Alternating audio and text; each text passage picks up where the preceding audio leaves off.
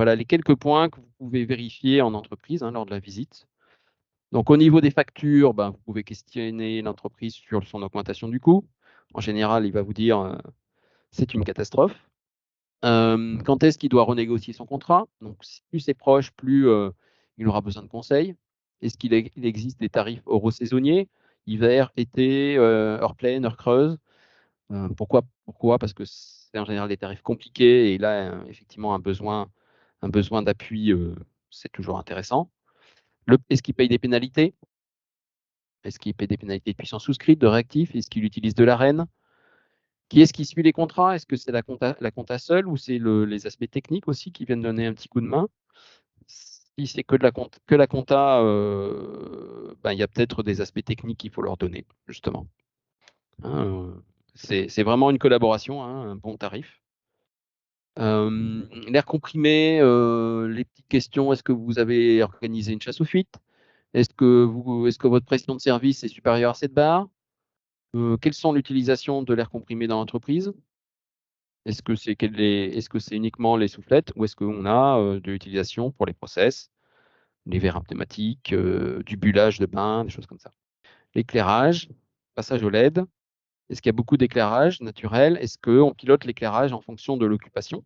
La ventilation, est-ce qu'on a pensé au diminuer le débit? Est-ce qu'on a pensé au recyclage, la récupération et le pilotage, donc c'est évidemment les 4 axes. Et puis le froid, vous avez la prise en compte des intrants de chaleur. Si on diminue, la chaleur à évacuer, on aura moins besoin de mobiliser le groupe froid. Est-ce qu'on a une régulation du groupe froid qui est intéressante? Et est-ce qu'on a pensé à faire de la récupération sur ce groupe froid? Parce qu'en général, c'est assez intéressant.